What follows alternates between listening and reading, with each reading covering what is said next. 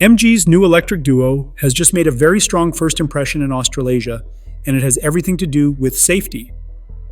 The Australasian New Car Assessment Program has tested the IM6 and IM5, and both have come away with a maximum 5-star safety rating.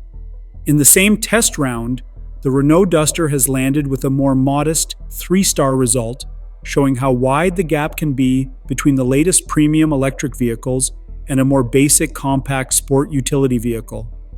The IM6, MG's premium medium sport utility vehicle, stands out not only because it is fully electric, but because it protects people very well in a crash.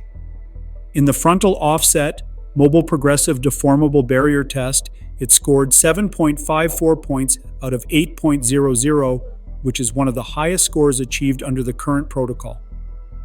That strong number reflects two things: very good protection for the people inside and a lower compatibility risk, meaning it is less aggressive to the other car in a head-on impact. Its sedan sibling, the IM5, tells a similar story. This large battery electric sedan earned a 5-star rating across all variants, thanks to a very stable passenger cell and effective seatbelts and airbags that work together as a system. Adult occupants are well covered in both frontal and side impacts, and families will appreciate the 91% score for child occupant protection. In those tests, child dummies remained well protected in both front and side crashes. Both the IM5 and IM6 also show that they are designed to help drivers avoid a crash in the first place.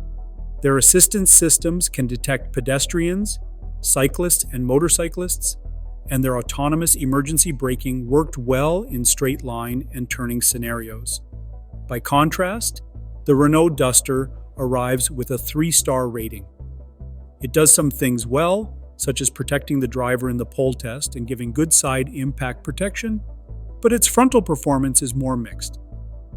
Weak protection for the driver's chest and the absence of a center airbag hold it back. Its autonomous emergency braking system also struggles in more complex situations, and it does not react to some oncoming or overtaking vehicles in emergency lane keeping tests.